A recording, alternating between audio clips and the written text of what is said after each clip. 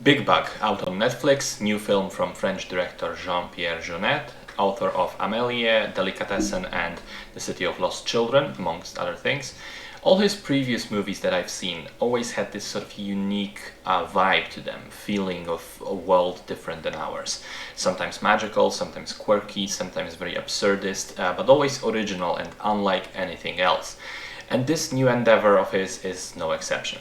Now, on paper, it doesn't seem like such a unique idea. The story takes place in 2045 in a futuristic world where a race of creepy androids seems to be slowly taking over the human race, but they're too busy, the humans, are too busy and too happy in their comfort and their convenient worlds to notice.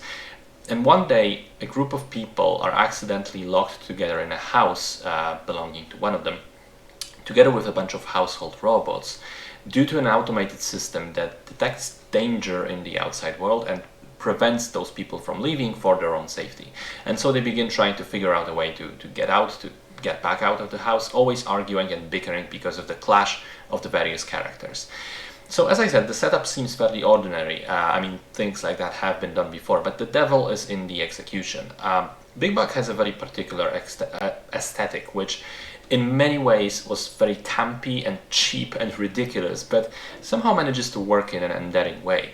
And I think of it like this: even though there are parts of the movie's world and aesthetic and production design which are difficult to take seriously, it doesn't really matter because the story itself is not meant to be taken seriously. It's more of a quirky comedy which embraces its own campiness and makes it work that way. Partly because the humor lands more often than not, and there were in fact several times where I laughed out loud, and partly because structurally speaking, the movie is actually surprisingly competent. It's very efficient in using its first 20 minutes to properly introduce the setting, all of the characters, the things they do, which may come relevant later, as well as the various objects in the house that will come into play later as well. There are numerous things like that, objects and concepts introduced quite early on, which later provide a payoff, even if you didn't expect them to. Even if you thought something was a throwaway line, it will come to fruition later. And all of this is punctuated by the repeated chorus of the floating advertisement machine constantly flying up to the windows, every once in a while. And so I liked it quite a lot, even though I will admit that it has some pacing problems towards the end, where I thought it should have probably ended about 15 minutes earlier.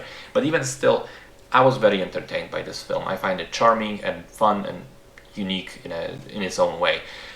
Having said that though, I feel that this is one of those movies which will be very divisive, where you either love it or hate it, and it just completely depends on your own personal preferences. I can see a lot of people deciding it's not for them within the first 15 minutes, and that's fine.